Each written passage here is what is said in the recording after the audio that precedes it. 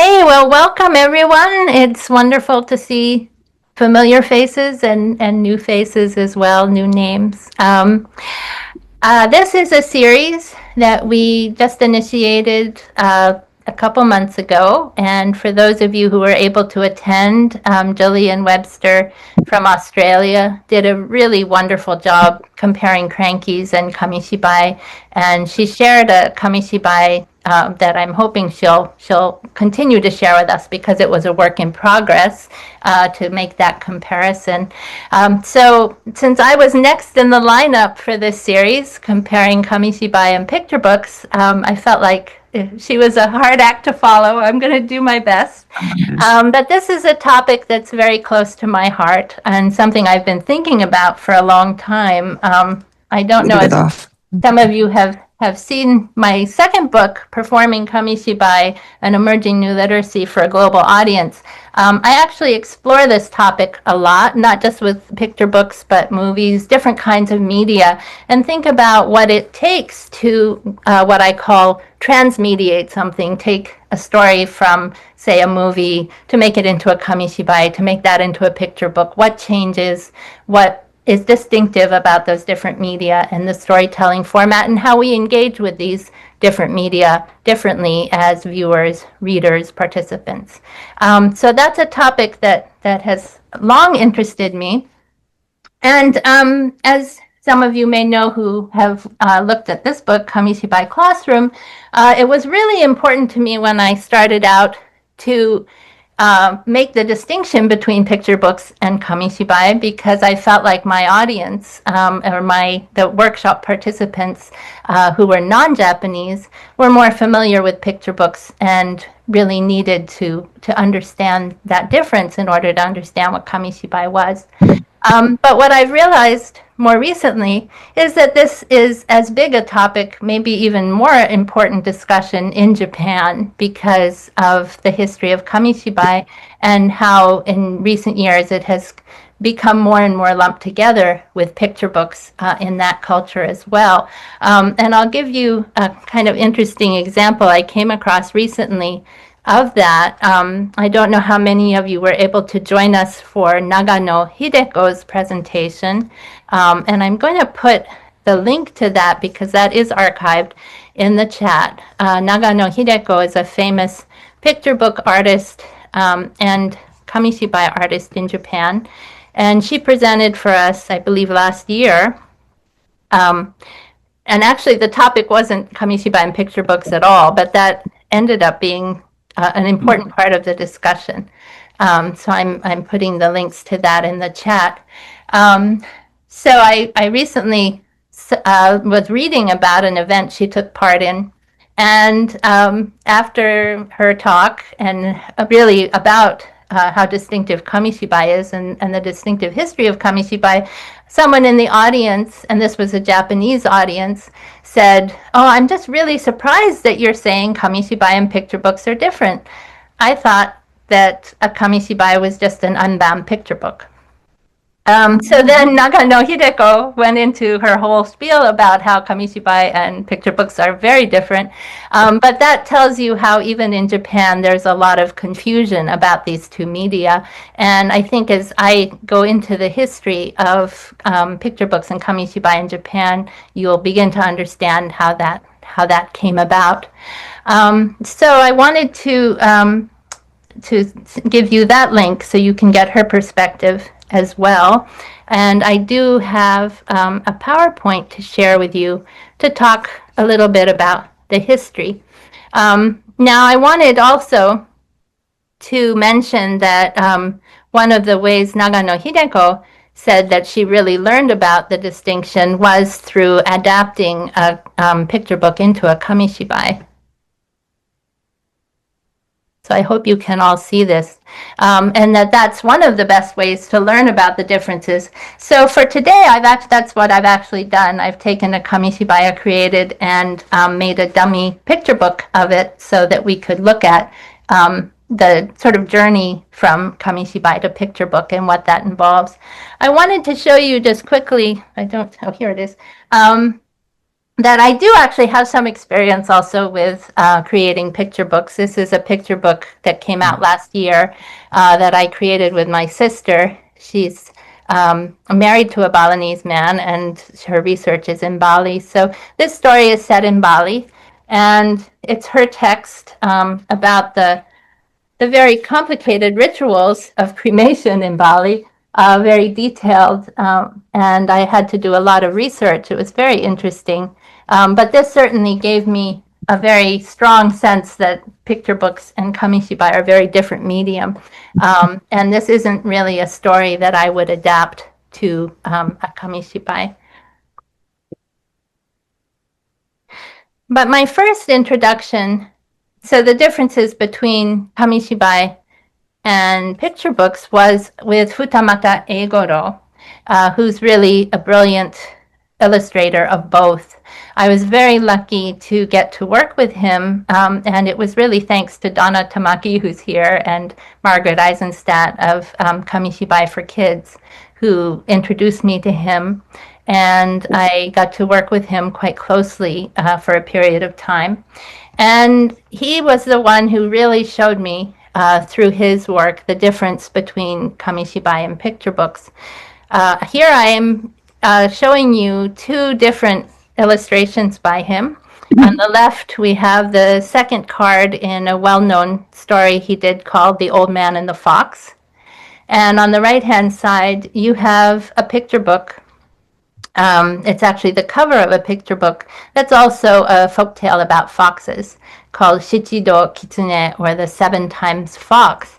And when I put these on, I didn't think about it too much, but the more I looked at them, the more I realized we could probably do this whole hour-and-a-half session just looking at these pictures to understand the difference. So I was thinking maybe for a few minutes, as you look at these, you could start putting into the chat some ideas of things that you notice that are different about his approaches to these two different medium. As soon as I came back from Japan after working with him, I actually wrote an article about the mechanics of Kamishibai through the work of Futamata Eigoro, and it's still available as a downloadable PDF. So while you're putting your comments in the chat, I will see if I can find the link to that to share with you all. So Diane says, the immediacy of the Kamishibai image and the vigorous motion. Thank you. Yes, exactly. That's very, very important. Kamishibai is very pared down. Emotion jumps out powerfully. Picture books, so much more to look at, but impact is more muted than the picture book. Do you mean the impact is more muted in a picture book? I mean that it one has to, I think, enter into the picture book more as a separate world. Mm-hmm. Somehow the Kamishibai is jumping out and pulling you in. Mm-hmm. Okay, great. Annette says, picture on the right has so much more detail. Exactly. Mechdild, Kamishibai is told in individual scenes. Scenes often end with a cliffhanger. Okay, great. So many of you are familiar with both, and you have a lot of insights already. So that's great. I'm going to go back to sharing. So exactly, as you pointed out, the Kamishibai image, not only is it like immediate, but it's in the center, and it's the one action that the artist wants you to focus on, being the old man surprising the fox. So the fox is screeching, the old man's laughing, all of that is happening in the center of the card. Whereas with the picture book, you can see that there are lots of little dramas going on, and you have to spend some time figuring out, like, who's this guy walking off in a direction away from everybody else, and what are these two guys with the pipes maybe talking about. There are lots of little dramas going on and details. What I also wanted you to notice about this, which I think is really interesting, is that Futamata Eigoro with the picture book is referencing earlier forms of Japanese visual culture. So the way he's put the title Shichido Kitsune with the little kitsune the fox hiding behind it. That's another thing about picture books. You can find more hidden things. So the fox is hiding there. And that is actually a convention from ukiyo-e woodblock prints of the Edo period. We'll talk a little bit more about that. And also, I want you to notice the clouds in the top and the bottom, the pink clouds, because this is a convention actually that he's borrowed from the picture scroll, or the emaki. So when you look at the history of picture books in Japan, they're actually much more closely related to emaki picture scrolls than Kamishibai is. Here we have a Tale of Genji picture scroll. The picture scroll, as I mentioned, actually briefly when Gillian Webster was giving her talk about crankies, because of course the scroll and the cranky are very similar in format. The Tale of Genji was written in the 10th century, and picture scrolls became popular. They really started in the 10th century and then became popular in Japan 14th, 15th, 16th century. And in both cultures, actually East and West, you find that the codex, or the book format, came out of a need to make a more easily read format than the scroll. And that's true in Japan as well. So the picture scroll here has that same cloud format to kind of define where the different scenes are, and to frame the scene here. You can also see that the clouds are made of gold. The materials are very expensive, and this is true for early illustrated books in Japan as well, because they were really only used by the aristocracy and the religious classes that could afford it. So it was a really very small part of the population who was able to enjoy this kind of medium. That all changed in the Edo period, which is the 17th, 18th century, when woodblock printing, ukiyo-e printing techniques developed, and also there was an abundance of cheap paper. So suddenly it was possible to print many printings of a book and do it cheaply, and this made literature more available to other classes. I was so interested in the history of picture books in the West compared to Japan at around the same time. So I did some research at the American Philosophical Society in Philadelphia, in the picture book collection owned by Sarah Manning Vaughan. So the image on the right here is from an online exhibition I did. But what I wanted to point out here is on the right, I have one of the earliest books in Sarah Vaughan's collection from 1777. And on the left, I have a picture book from Japan from 1766. So they're pretty close in time frame. Around the time I was doing the research for the online exhibition about the Vaughan collection, I was asked to review this book, Recasting the Past, an Early Modern Tales of Ise for Children, by the scholar Laura Moretti at Cambridge University. And this was just a really interesting assignment because I got to look at these contemporaneous books from Japan and from Europe at the same time. So one of the things that Laura argues is that there was a literature for children in the Edo period, and this is actually kind of a new field that's opening up, because traditionally the history of picture books in Japan has started with the Meiji period. But the more that people are looking at these materials from the Edo period, they're making the argument that there was a literature for children. But if you look at the introduction to this Tales of Ise, when they talk about their audience, it is children, but within that category, they also included women and undereducated men. So the idea of childhood was much more broadly defined than we do now, or in the more modern period. But that actually is kind of true of what was happening in Europe as well. If you look at this picture of the amusing instructor, the children he's instructing look like little adults. So I think the idea that children were kind of miniature adults was true across the board in this period. But I think it's also really interesting to contrast these two images, because when you look at the Japanese example on the left, you'll notice that there's text everywhere. Because of woodblock printing techniques, they could combine text and image in really interesting ways. So almost all the architecture is covered with text. Even the characters have text on their kimono to identify who they are.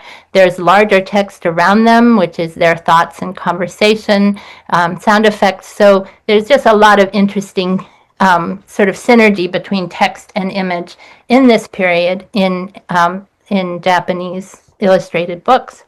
But if you look on the right-hand side, unfortunately, I didn't give you the whole double-page spread, but the whole right-hand side was text. Text and image in European books at this time were kept completely separate, and that was partly because of movable print, which made it a lot easier to create blocks of print, but also made it more difficult to include print in the design of the illustrations. So blocks of illustration and text were kept very separate. And this becomes important for defining what a modern picture book is.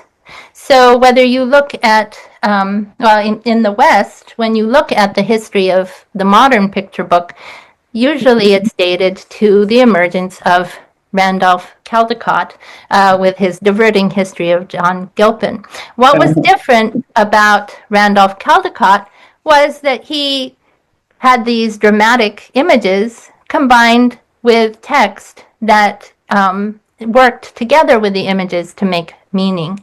So before, you could read a whole text and understand the meaning without necessarily looking at the images. But the picture book was different because you had to read both the image and the text together to get the full meaning. And that is kind of the definition of the modern picture book.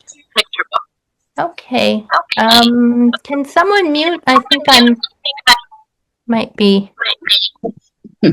Let me stop there because I think I was able to mute her, and I'm not echoing, so that's good. Okay. So let me just get back to sharing. So also, of course, in this period, the definition of childhood became more limited in the age group that was included. So this was also a defining moment for the modern picture book, was to sort of redefine what childhood encompassed. And as you see from the date, 1878, this was really pretty much the same time period than when the Meiji government opened Japan to the West. So 1868 is the beginning of the Meiji period, just 10 years before that. But when picture books started to enter Japan from the West, it was sort of seen as a Western import, even though there's this whole history of illustrated books in Japan that now is gaining more attention. So the first modern picture book in sort of the European sense in Japan is, or the father of the modern picture book in Japan, is Iwaya Sazanami. And this is a cover of the book Kogane Maru, which is considered the first modern picture book in Japan. But as you can see from the dates, they're not that far apart, just about, a decade or so apart. So that's a very, very quick history of the picture book in Japan. I'd like to now return for a moment, or back up for a moment, to look at the history of Kamishibai. And now this may be familiar to many of you, and certainly I've spoken about this before, but just briefly, the history of Kamishibai is usually traced back to the emergence of magic lantern shows in the Edo period. As many of you know, Japan was cut off from the West during the Edo period, but things sort of trickled in through the island of Dejima and through limited trade with the Dutch and the Chinese. So it's believed that in the 18th century, a model of a magic lantern came into Japan, and very quickly they adapted it in their own way. So this box that this man is holding is an example of an Edo period magic lantern called utsushie, or projected pictures. So the difference between the Japanese magic lantern and the Western style magic lantern is the Japanese style lantern was made of wood, paulownia wood, which didn't burn easily. So that was good because, of course, they had a live flame inside there to project the pictures. And you can see on the right, Katakoji, who was he's actually the author of the Ogon Bato story. He wrote about the history of Utsushie. He's showing how not only would you have one person with a lantern, you would have several lanterns for the background and also for the characters, and the slides that they would quickly push through the lantern would have movement, so that it was like a short reel of film. So this is really considered Japan's first form of animation. As many of you know, there was a man named Shinsan, Hagiwara no Shinsan, who took these slides and thought, well, I could do that on paper, and then I can perform out of doors instead of in these darkened places with so much equipment. So he came up with a puppet that you could flip around quickly and have the same kind of animation against a black cloth, and it actually looked like a miniature form of utsushie. So he called it the new magic lantern show, or the new utsushie, but the audience who saw it said, well, it's paper drama, so they called it Kamishibai. So this is the first example of Kamishibai, which emerged around the 1850s, so still during the Edo period. Now, many people will say that the old Kamishibai and the newer form that we are more familiar with today have very little in common. But I don't think that's entirely true, because I think that the newer format for Kamishibai was also very much inspired by magic lantern shows. What happened once Japan was open to the West was that the Western style magic lantern show was reintroduced to Japan during the Meiji period, and because it was so different from the Edo Japanese style of magic lantern, people really didn't recognize them as related technologies. But the Western style magic lantern was seen as very important for Westernization, for the new education. And as you can see in this example from a woodblock print of the Meiji educator, Furubuchi Hatsuzo, he was actually sent by the Japanese government to study Western style magic lanterns and bring this technology to Japan. So here he is entertaining a group of young people, educating them about the history of Japan. But you'll notice that the way he's performing it is very much the way silent films were also performed in Japan, with a benshi and musical accompaniment. They would have a narrator alongside.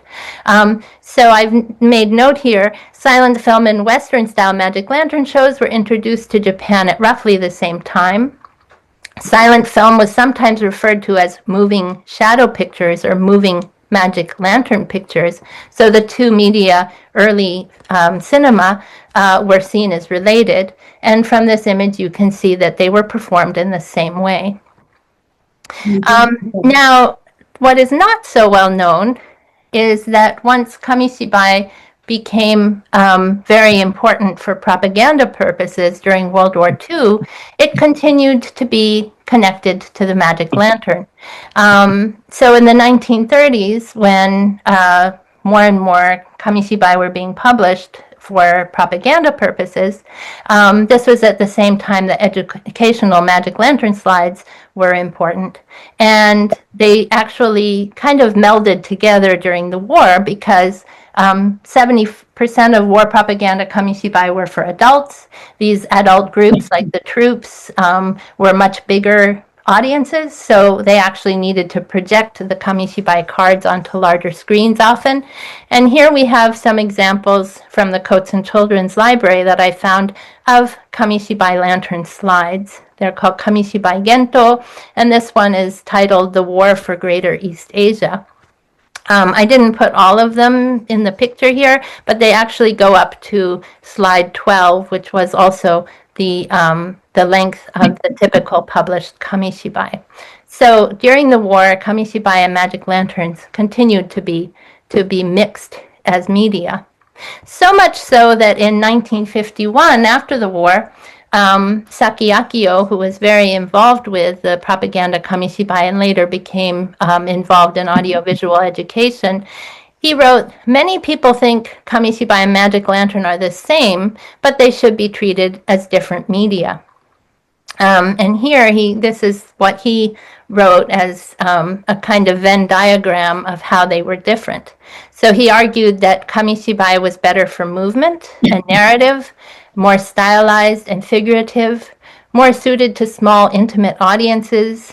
And I love this. He says it has a centripetal force, which some of you noticed with the way, the central image pulls you in Futamata Egoro's image. He says it develops the imagination because audiences must fill in the gaps to make still images move, and it's suited to light and out of doors. Gento, or magic lanterns, on the other hand, were better for magnifying and focusing on details of still images, especially suited to photography, which I think is interesting because we just saw that it doesn't have to be photography, and it certainly could be narrative, but he's making this distinction. Better for scientific objective truth, suited to larger audiences, suited to darkened rooms inside. But what they share is that they're both relatively recent media. I think that's really important to realize at this time Kamishibai was something really new, as was the magic lantern. Both involve a series of images with live narration. Both are easy for teachers and students to create and perform, and both have great potential for use in education that has yet to be realized. I think that comment he made in 1951 is really interesting to think about now because you may think, well, the magic lantern has disappeared, but actually, if you think of the magic lantern as morphing into the slide projector and then the PowerPoint slide, really the magic lantern has been a very important educational tool, and that potential has been realized. But I think with Kamishibai, that potential has yet to be realized in Japan, and I'll talk about why that is. There were several historical setbacks to Kamishibai in Japan that happened from the 1960s on. In 1967, Kamishibai stages and cards were no longer required equipment in schools. That was huge. There was actually a law that changed the status of Kamishibai, so it was no longer required in schools. And this was a huge blow to the publishing industry. Many Kamishibai publishers actually folded after that. In the 1970s, Kamishibai cards were moved from the audio-visual equipment to the picture book section of libraries. So increasingly, they were compared to picture books, not films or slides. And in the 1980s, the Japanese economic miracle led to rapid modernization. Kamishibai was viewed as backwards and tainted by association with war propaganda.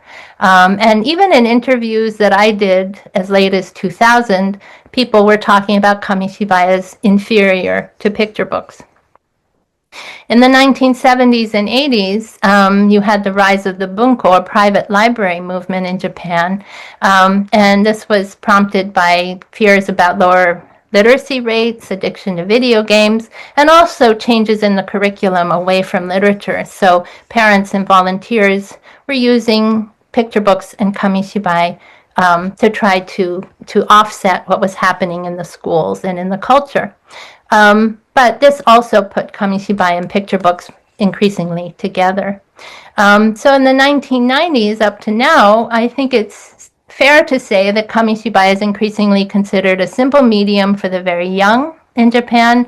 Published stories have become simpler and shorter. The general public has forgotten that Kamishibai were once created for audiences of all ages and have their roots in audiovisual film and theater. So that's why it's a surprise to that person in Nagano Hideko's audience who thought that Kamishibai and picture books were the same. So along comes Matsui Noriko in 1998. This is almost 50 years after Saki Akio was talking about Kamishibai and magic lanterns being viewed as the same.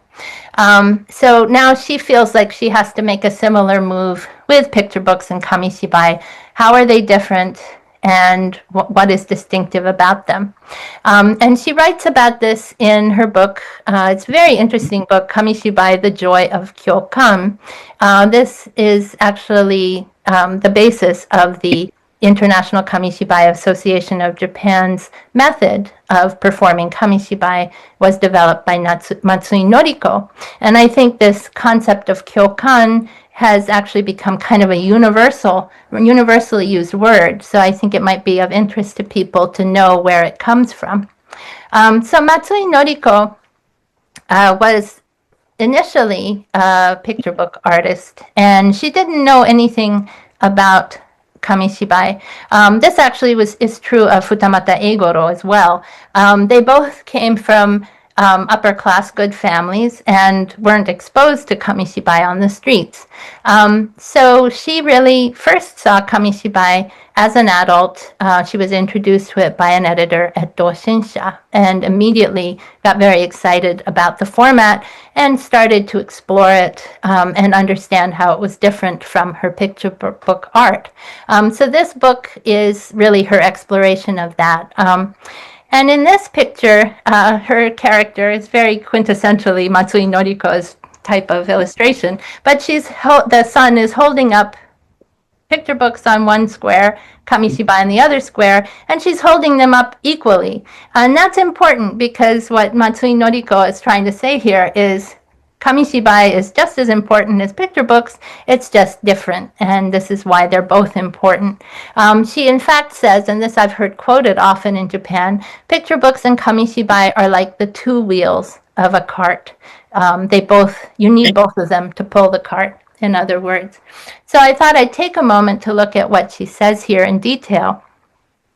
Now, kyokan is a really difficult word to translate because it's often translated as empathy or compassion. But that's a little misleading because, of course, picture books can also develop empathy and compassion in readers, especially for the characters in the stories. So I think it's better to think of kyokan here as kind of shared feeling, shared experience, and kind of a fellowship of people you're experiencing something together with. So here she talks about picture books, and I put in red the same things she puts in red in her text. Picture books. The reader enters into the book and through his or her own individual existence makes the author's world into their very own. And from this form of happiness, a sense of individuality is born. And then on the Kamishibai side, she says, Kamishibai, the world of the author emerges and spreads out into the space of the real world where the audience makes the world of their author their very own through a sense of kyokan, shared feeling, and from this form of happiness, a sense of kyokan is born. The two sensibilities of individuality and kyokan are like two wheels of the cart that make human beings live like humans, and both are precious and essential. The sense of individuality is unleashed within the sense of kyokan, resonating with one another, and the sense of kyokan is deepened with the sense of individuality, and it heightens the sense of the splendor of life. So at the end, with the exclamation point, she says, bring to children the two worlds of picture books and Kamishibai. So I wanted to share that, and then before I talk more about how I see picture books and Kamishibai as being different, and hear more from you about your feelings about this, I wanted to explore with you a little bit the differences through a Kamishibai story that I've tried to adapt to a picture book. So I'm kind of doing the reverse of what Matsui Noriko did in her story in her book, of looking at how exploring both of these media help you understand the differences. So I'm going to actually spotlight myself. So there is a story that maybe some of you have seen through workshops that I've done. I developed this with students, and so I use it as an example of how I develop Kamishibai with students. And for me, it's very important that they start from the very beginning to understand Kamishibai as a form of animation. So instead of having them think of the story and the text first, I have them just come up with a movement from one card to another. So in this case, I have a crow flying with a bug in its beak, and I, from the very get-go, asked them to animate it through some sort of sound effect. So in this case, the bird is maybe flying, thwop, thwop, thwop, thwop, and lands on a tree and swallows the bug whole. So that's one possibility. Then I offered them another possibility could be that thwop, thwop, thwop, it's flying along, and pew, pew, pew, pew, pew, it feeds the bug to its chicks. Or a third possibility might be thwop, thwop, thwop, thwop, thwop, it's flying along, and it gets electrocuted on. And of course, the kids always like that one. So in the next step of the workshop, I would have them choose where they might put that movement in a story and have them storyboard the Kamishibai. So I'm not going to go through this whole process with you today, but I just wanted to give you some sense of how this Kamishibai developed, because I often, when I'm doing a workshop with students, will create a story alongside them. And so this is the story that came out of that initial movement that I developed. Crowley's Comeback. A story by Tara McGowan. Did you know that crows are called the monkeys of the bird world? That's because they're so very good at mimicking. Once there lived a crow named Crowley who loved to mimic. One day he saw his chance. Mr. Weatherby was fast asleep at his fishing pole again. "Ha!" thought Crowley, "I know how to do this. I've seen Mr. Weatherby do this hundreds of times." And so he took the line in his mouth, and he pulled, and he pulled, and he pulled until out came something delicious looking. He was just about to eat it when, "Stop! Thief!" Suddenly Mr. Weatherby was wide awake. "Thief! Thief! Thief! Thief! Thief! Thief!" said Crowley. He liked this new word. "Thief! Thief! Thief! Caw, caw, caw," he said as he flew along. Now, in addition to mimicking, there was something that Crowley loved even more. That was anything shiny. As he was flying over the park, he saw something shining in the distance. What could that be? He flew up close to check it out. Lisa Levine was giving her brother Zeke something yummy to eat. "Look, Zeke, you're gonna love this," she said, when suddenly, "Oh, thief! Thief! It was gone! Thief! Thief! Thief! Thief!" said Crowley. This shiny thing was very heavy. He flew for a while, but soon he had to land, and peck, peck, peck, he gave it a taste. Not only is this shiny, this is delicious too. "I'm going to look for some more tomorrow," he said. So the very next day, Mr. Fuzzlewit was coming out of the doctor's office. As you can see, Mr. Fuzzlewit's nose is very red, and his eyes are very baggy. He has bad allergies and hasn't slept for weeks. "Take one of these pills," the doctor said, "and you will have a good night's sleep." He couldn't wait. But suddenly, who should come along but Crowley. "Stop! Stop, thief!" Mr. Fuzzlewood called. But Crowley couldn't answer because his beak was full. He flew until he came to a tree and gulp, he swallowed it whole. But a few moments later, he wasn't feeling so good, and so he fell down from the tree and thud, he fell on the top step of Mrs. Honeywell's candy store. While Mrs. Honeywell was too busy with baby Joey to notice Crowley. Mrs. Honeywell was still too busy to notice when, suddenly, a real thief came into her store and stole all the money out of her cash register. Mrs. Honeywell might not have noticed, but someone else did. "Thief! Thief!" called Crowley, wide awake. "Thief! Thief! Thief!" He chased after the thief, and the man ran away and left all the money behind. "Wow, how did you learn to talk like that?" said Mrs. Honeywell. "Thief! Thief! Caw, caw, caw," said Crowley proudly.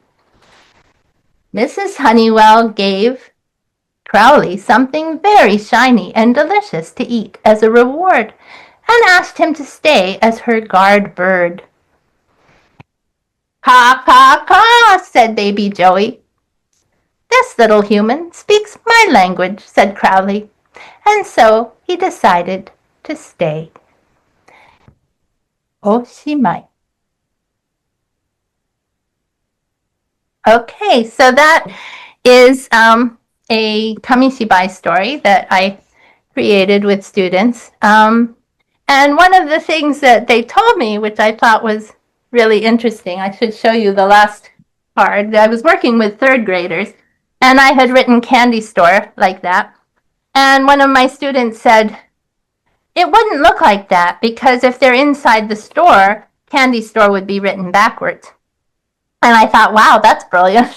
But then I thought, well, maybe the audience is leaving the store and we're on the outside looking in, and that's why we see candy store written the proper direction. But that comment has stayed with me. So I decided, and actually for a long time, I thought this would be fun to try to make into a picture book. And this workshop has given me that opportunity. So just like with when I worked on the Indonesian story, I made a dummy of the story, which is in pencil, so it would be hard for you to see. I decided I'd just make a dummy of this and do it in pen and ink so you can see my process better. Now, of course, the first thing you have to think about with a picture book is, am I going to make it landscape? So open really long, or portrait, or what size am I going to make it? So with the Indonesian story, I made it portrait. But with this one, because I'm dealing with birds and flight, I thought I would try it landscape and give him a longer canvas to work on, to fly over. Now, as many of you know, with a picture book, there's all this front matter that you have to deal with first. And so you don't get right into the story in the way you do with a Kamishibai. So here's the half title page. And I thought, well, I can introduce people to my character from the half title page and have Crowley taking off from a city building.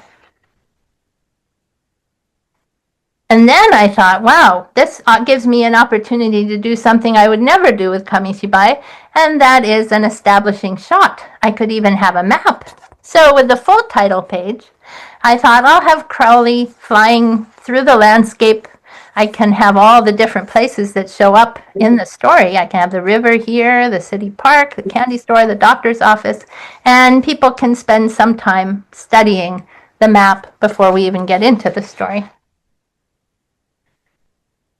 So then you have the front matter, copyright, and usually this would be saved for the dedication page, but I I wanted to see if I could fit it in the 32-page format of a picture book, and as it turned out, I wasn't able to, so I could have had a dedication page too. But I decided to use this page to ask the question as Crowley is landing. Did you know that crows are called the monkeys of the bird world?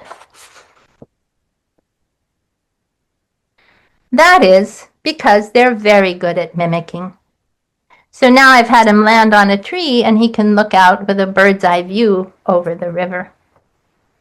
There was once a crow named Crowley who was very good at mimicking. One day, he saw his chance. Mr. Weatherby was asleep at his fishing pole again. Crowley hopped over to the fishing line. I know how to do this, he thought. So he took the line in his beak and he pulled and pulled until something soft and delicious came out. But before Crowley could eat it, Mr. Weatherby was wide awake and shouting, "Stop, thief, thief! Thief, thief, thief! Caw, caw, caw!" Crowley was delighted with this new word. Besides mimicking, the other thing Crowley liked most was anything shiny. When he was flying back above the city park, he saw something shining in the distance. Now, it's hard for you to see this, but I realize I could put a lot more detail in this if it's a picture book, and I even have Mr. Weatherby still shouting at him down here in the corner. So, he saw something shining in the distance. What could it be? Lisa was playing with her little brother Zeke in the park. "Come here, Zeke, I have something yummy for you." But just as Zeke reached for it, whoosh, Crowley beat him to it. "Thief, thief!" Zeke cried. "Thief, thief!" Crowley answered. This new word was certainly coming in handy.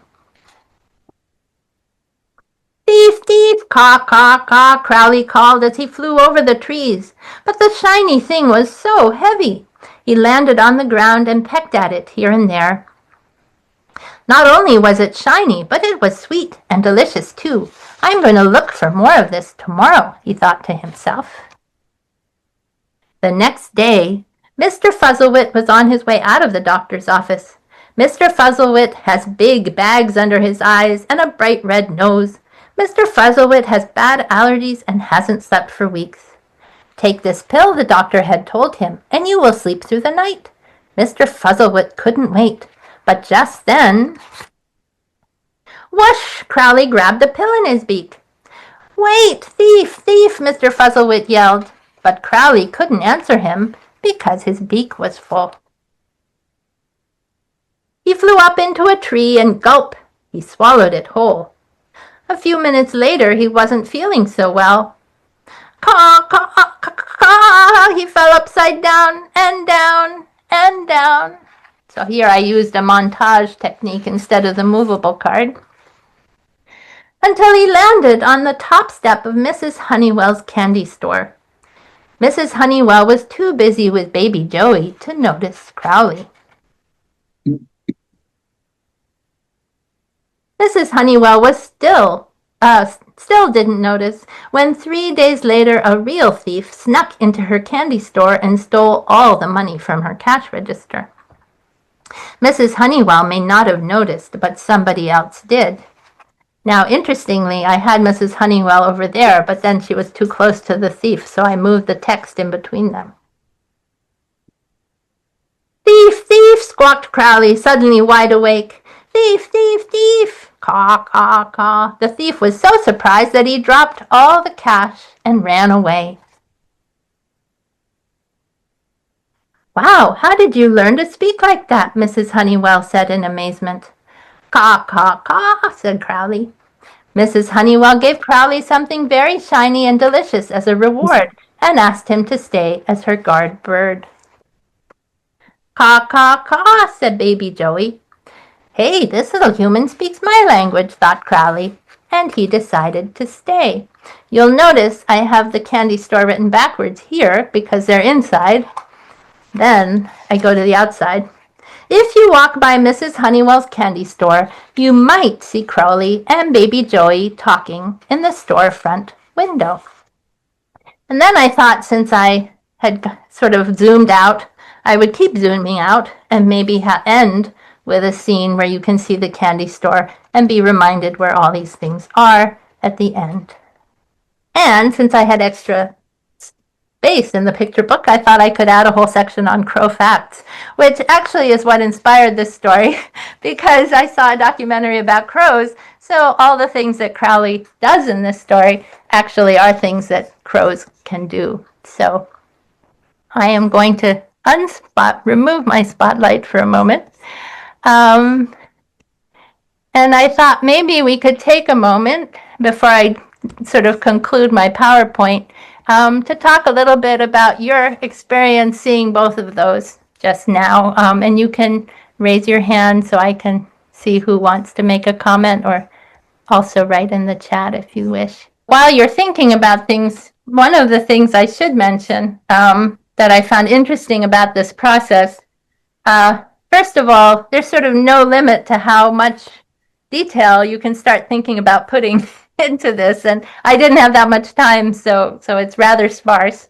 But also, I kind of got inspired by the way I designed the picture book to maybe go back to my Kamishibai and design it a little differently too. I liked how I went from, breaking the frame to have just his feet there to suddenly having him appear here. So I think as you work with the affordances or the possibilities of the format and the limitations, you kind of actually can improve in both directions. Like I can make this more of a picture book like picture book, and my Kamishibai more of a even more interesting Kamishibai. Okay, Marcia says, like seeing this relationship between them so much. Were there more words in the Kamishibai format as you... Okay, that's a really interesting question, Marcia. So one of the things I like to think about is, Matsui Noriko talks about picture books and Kamishibai as the two wheels of the cart. But I question in my own mind, why do those have to be the two wheels? Because I came to Kamishibai as an oral storyteller. So for me, I could have oral storytelling and Kamishibai be two wheels of the cart, and maybe add picture books as a third wheel. But I don't write the text on the back of my Kamishibai. I just ad lib. So this is what the backs of my, well, actually, that was a draft of something else, but usually the backs of my Kamishibai look like this. They don't have any text. I'm really just trying to bring to life the pictures, and each time it's different. But the big difference with having a picture book is you have to really commit yourself to a text. And not only that, you have to find space for it and where it flows with the images. So what I realized as I was doing this is I really had to put the text down first to figure out where I was going to put the images. And that is, I think, a big difference, that text and image are so closely connected in picture book format. Did that answer your question, Marcia? I do feel that this is a somewhat Kamishibai-esque picture book, and there's a lot more I can do as I work on it to really explore the possibilities of the picture book format. So yeah, Marcia says that the Kamishibai images told more with fewer images. This is something Matsui Noriko talks about too, how you really can take out a lot of the intervening characters and images and zone in with Kamishibai on the action. Thank you, Mary. Well, and for Mary, I think your two wheels of the cart might be puppetry and Kamishibai, right? And that's what's interesting to explore. So I think in Japan now, in people's minds, picture books and Kamishibai are so closely connected that they quote Matsui Noriko, like that's the only cart you can have. But I think that cart makes sense for publishers and librarians and people who work with those two formats very closely. But for people who work with other formats like film or puppetry or oral storytelling, you get a different kind of relationship. Magic Lantern. I find with oral storytelling, there's also kyokan, right? So kyokan isn't limited to Kamishibai. I think Kamishibai's kyokan is because it's a performing format, unlike a picture book. So kyokan, there may be different kinds of kyokan also. Okay, let me just look quickly. Is the direction of the images different? So is it Teresa? It's Teresa? Teresa? It is Teresa. Okay, because it's yeah, I didn't see the S. Yeah, so Teresa is asking if the direction of the images are different. That's one of the most important things to think about when you're creating Kamishibai is the direction of the image out of the stage. And, there are different stages, like in Slovenia, they have Kamishibai coming out of both directions or even out the top. So it isn't so much about that as making sure that the direction your image is moving in makes sense with the story. And with a picture book, the direction, I had a lot of fun with this was feeling like I suddenly had this big canvas where I could have things happening in all different directions, and the direction didn't matter as much as it does with a Kamishibai story. But the flow is still important. So it's kind of thinking about direction in a different way. What does it mean to you that in books you have two sides? Kamishibai shows one. Yeah, so the double page spread, that is both liberating and kind of confining, right? Actually, I should show you if I can find with the Indonesian story, because it was my first Kamishibai book, my first picture book. I did all kinds of things crossing over with a double page spread, and it just got more and more complicated. I'll show you, especially when we got, this is one of my favorite illustrations, where the grandfather and the little boy are going into his dream. So I had all these things happening across the gutter of the story. And that actually is a real challenge for the publishers because they have to make those match up. So I understand now why artists very often will avoid the gutter, because the part of the image gets folded into that if there's an image there, and you might lose some important information. So the double page spread is both liberating to have all this extra space to think about different kinds of movement and detail, but you also need to kind of avoid the center. Whereas with Kamishibai, everything needs to be in the center because that's where the eye of your audience is going to go. Oh, thank you, Marcia. Yeah. Okay, well, while you continue to think about this, and we'll have some time to continue to talk about it, I think I'll go back to my presentation just to finish up some of my observations, having gone through this process. So I chose to kind of make a Venn diagram along the lines of Sakiyakio and thinking about Kamishibai, which I have elsewhere talked about movies in miniature. And as I was working with the picture book, I sort of felt more like a curator of a gallery. I have a question mark there because I don't know how people will feel about that. But I feel like with a picture book, you bring text and image together in a way that you think makes sense, and you have a flow and a narrative, but there's no guarantee that your reader is going to navigate it in the way that you have envisioned it, right? So with my Crowley picture book, some kids might jump to the end and want to know crow facts, or spend a lot of time on the map and then, not look at the front matter. So all that energy that I put into making something make sense to me might not be the way the reader approaches it. So in that sense, it sort of feels more like a gallery where you never know how your visitor is really going to engage with what you've created. So for Kamishibai, I say requires a performer and audience, obviously. Simple design and bold outlining to be seen from a distance. Pacing determined by the performer. Drama unfolds in real time. Performer creates a soundtrack that enlivens the image. So, and this is important to me, the words follow the image. You really have to enliven what the audience is seeing with your words or your sound effects or dialogue. And so I think that in Kamishibai, image kind of does have primacy. Important action central on card. Movement achieved in different ways of pulling cards in one direction.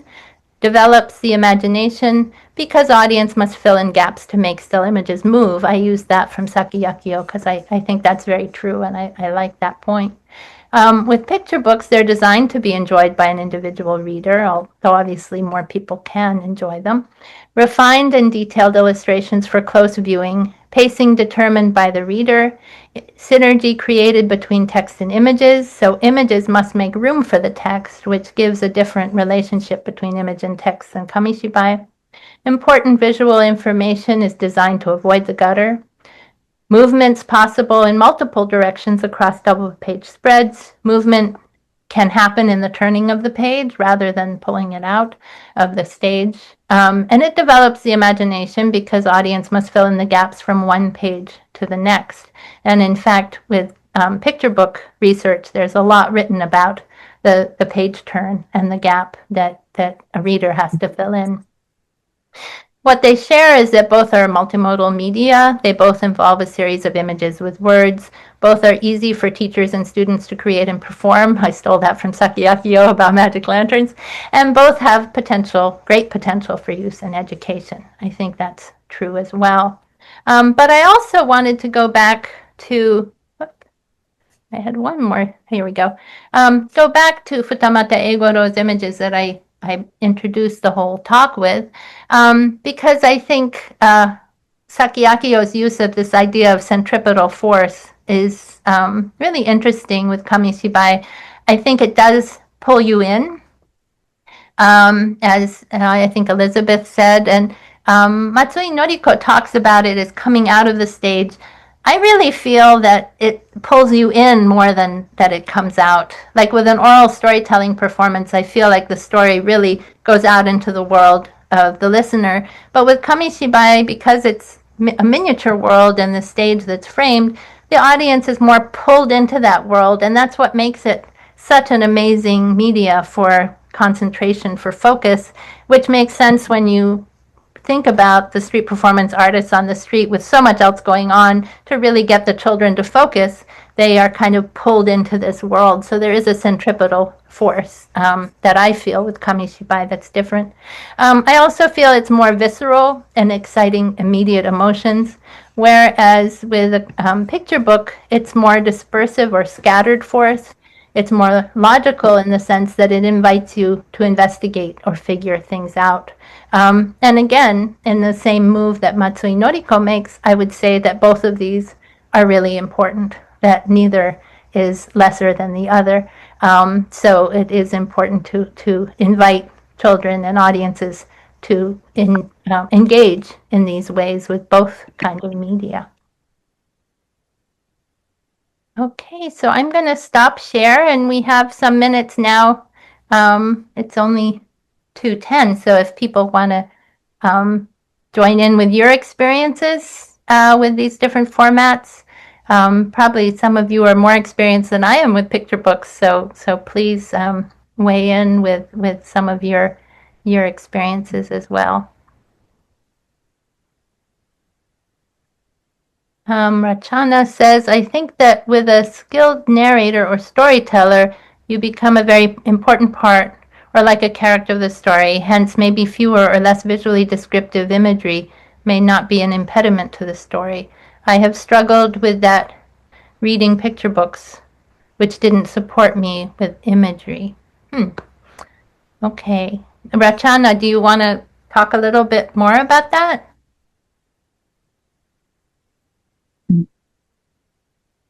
I mean, just that. I mean, like, I always feel that when you are telling us a story, even with the, I think you make all the images of your stories, but even without that, because you fill in the gaps, or even with the imagery is not that descriptive or wowing the audience, you are able to make that kind of, impact. So, whereas if somebody is just reading out you have these read out picture books to kids, right?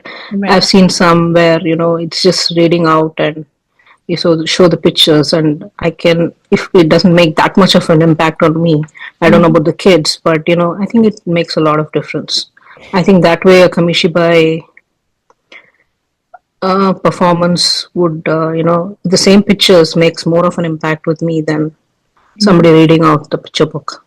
That's what I was trying to say. Yeah, I think that's so true, and I think doing a read aloud effectively is an art form too, and actually maybe more of a challenge in some ways because you have to help the children navigate the picture book with you. It's not all immediately in their faces the way a Kamishibai play is designed to be. Exactly.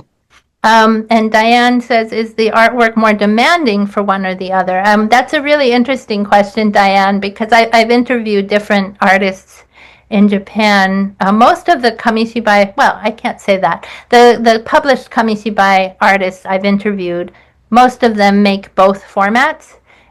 So when I've asked them that question, most of them will say that a Kamishibai is much easier than a picture book.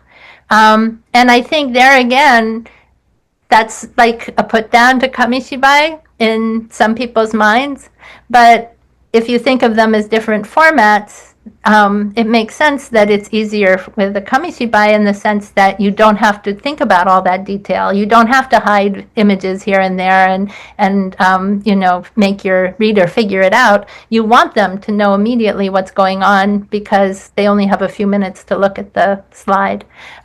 So in that sense, it's easier. But I think, again, to create a really powerful Kamishibai, like, for instance, Futamata Egoro's the Mountain Witch story that's become so popular worldwide, that to come up with a really successful Kamishibai is just as challenging as coming up with a really good picture book. And there are a lot of bad picture books and there are a lot of bad Kamishibai out there, so that is a challenge. Elizabeth says, I think that one thing that distinguishes picture books from Kamishibai is that one can move forward and backward. Very important, yeah. At least in an individual or one-on-one reading. So that adds a dimension of physical interaction with the story. No, I think you're expressing that very well. And that was sort of what I wanted to get at with how you don't know how your reader is going to navigate your picture book, right? They could start with the end and look at the crow facts and then go back to the beginning and then go back to the crow fact. They can go back and forth and really interact with it in their own ways, reviewing things that they might have missed or so that is a powerful aspect of picture books that you don't have that with Kamishibai unless the performer decides to do it. And then it can get really labored if you have some momentum going with the narrative and then they're saying, well, let's go back to, So with Kamishibai, you really want to keep that dramatic flow going too. Okay, anything else? Okay, well, we do have a few more minutes. If anybody has any announcements or anything they want to mention, I'll just review some of the announcements that I made at the beginning. As some of you may know, we've been doing a series of Kamishibai Dojo, which are opportunities for people to practice material that they're working on, or even practice performing published material with feedback from an audience. We don't record those because we want people to feel free to practice and make mistakes and do whatever they need to do in their own creative work. And also we don't record them because of copyright issues with published Kamishibai. But they are a lot of fun. And we have a really great lineup for the next one, which will be May 23rd at 1 p.m. Eastern Time. We have 2 people lined up for that already. If that is a good time for you, we could think about fitting a third person in. But we also have an opportunity on July 25th at 7 p.m. And at this point, no one has signed up for that. So if you're interested in signing up, please contact Donna Tamaki.